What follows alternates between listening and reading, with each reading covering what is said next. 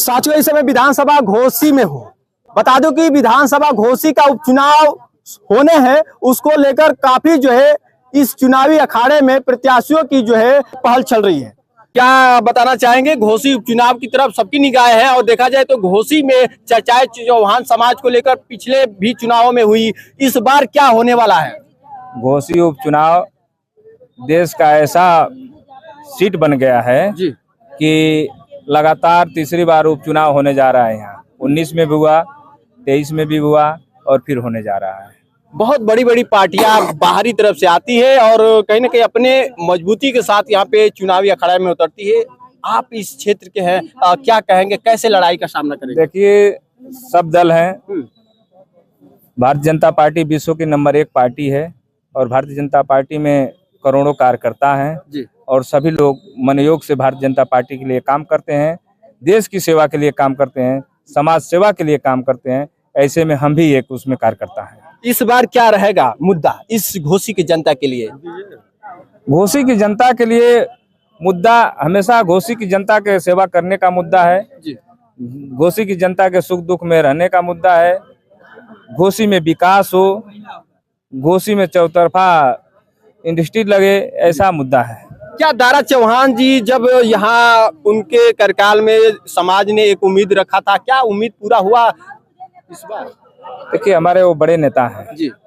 माननीय दारा सिंह चौहान हमारे बड़े नेता हैं और उम्मीद यहाँ से हमारा समाज लगातार चौहान समाज के बड़े नेताओं को हमेशा यहाँ से विधायक बनाया है, सांसद बनाया है और हमारे ही समाज को नहीं, यहाँ राजभर समाज के भी बेटे को विधायक हमारा समाज बनाया है और जितने भी लोग लड़ते हैं उनको भी वोट हमारा समाज करता है। भारतीय जनता पार्टी को तो 90% वोट करते हुए हमारा समाज लगातार आ रहा है।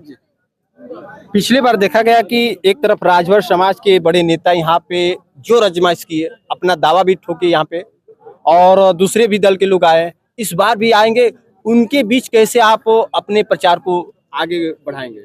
देखिए, हमको अपना प्रचार नहीं बढ़ाना है, भारतीय जनता पार्टी को आगे लेकर जाना है। भारतीय जनता पार्टी को हम आगे लेकर जाएंगे। तो इसके लिए शीर्ष नेताओं से जो टिकट की बात हो रही है, इसका सिलसिला क्या है? देखिए, सबका अधिकार है। भारतीय जनता पार्टी में सभी लोग काम करते हैं, भारतीय जनता पार्टी के सभी कार्यकर्ता हैं, सबका अधिकार है टिकट मांगने का और सब लोग मांग रहे हैं, उसी में मैं भी हूँ। उपचुनाव को क्या समझा जाए? इस बार का पिछले बार का रिकॉर्ड ले लिया जाए, इस बार का चुनाव किस हिसाब से?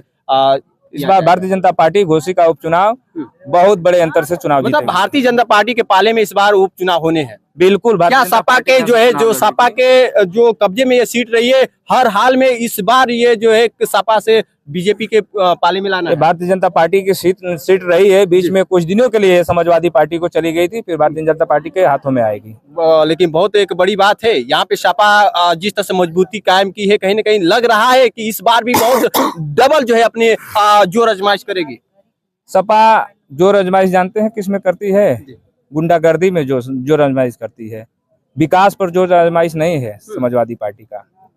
क्या लग रहा है कि बीजेपी का जिस तरह से डबल इंजन की सरकारें कही जा रही है, बीजेपी लगातार जनता के हित में काम कर रही है, जनता के हित में काम करते हुए आ रही है और भारतीय जनता पार्टी के कार्यकर्ता लगातार, ये नहीं कि चुनाव हो गया फिर उसके बाद घर बैठ जाते हैं, लगातार जनता के बीच में जाते रहते हैं और भारतीय जनता पार्टी की सरकार की योजनाओं को सबके बीच में बताते रहते हैं। कोई ऐसा दल नहीं है कि जाकर कोई भी दल ऐसा नहीं है कि सरकार बन जाए और जाकर अपना प्रचार प्रसार करे, सरकार की योजनाओं का प्रचार प्रसार करे, क्योंकि वो लोग विकास करते ही नहीं है तो प्रचार कहाँ करने जाएंगे, और हम लोग विकास कर रहे हैं तो प्रचार करने जाते हैं।